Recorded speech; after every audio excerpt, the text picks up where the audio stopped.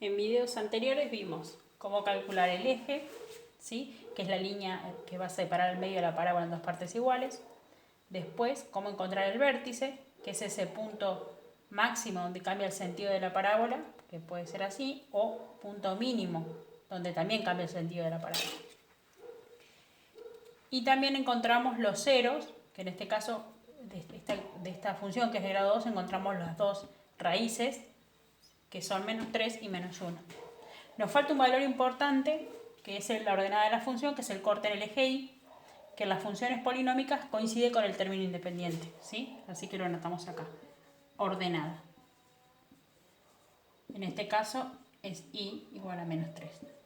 Bueno, todos estos puntos, estos elementos, los vamos a pasar a los ejes para poder hacer un gráfico aproximado de la parábola. El eje está en x menos 2, menos 1, menos 2. O sea, acá está el eje de simetría. Lo tengo que señalar como una línea de puntos paralela al eje Y. ¿Sí? Ese es el eje de simetría. Ponemos acá eje.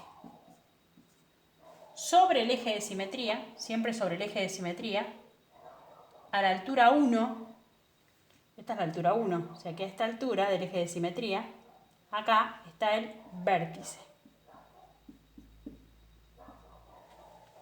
Bien, ya tenemos el eje y el vértice. Después marcamos los cortes en el eje X, que están en el -3 y el -1. -1, -2, -3. Acá hay un corte. -3. Y el otro en -1, acá. Fíjense ustedes que el eje de simetría está exactamente al medio de esas dos raíces, de esos dos ceros. ¿Sí? Bueno, y ahora nos queda marcar el corte en el eje Y, que está en Y-3. O sea, este es el eje Y, -1, -2, -3. Acá está la ordenada de la función. Por todos estos puntos pasa la parábola. Acuérdense que cuando la voy a graficar no es una B corta, es una parábola. Bien, y cuando grafico una rama la tengo que hacer simétrica a la anterior.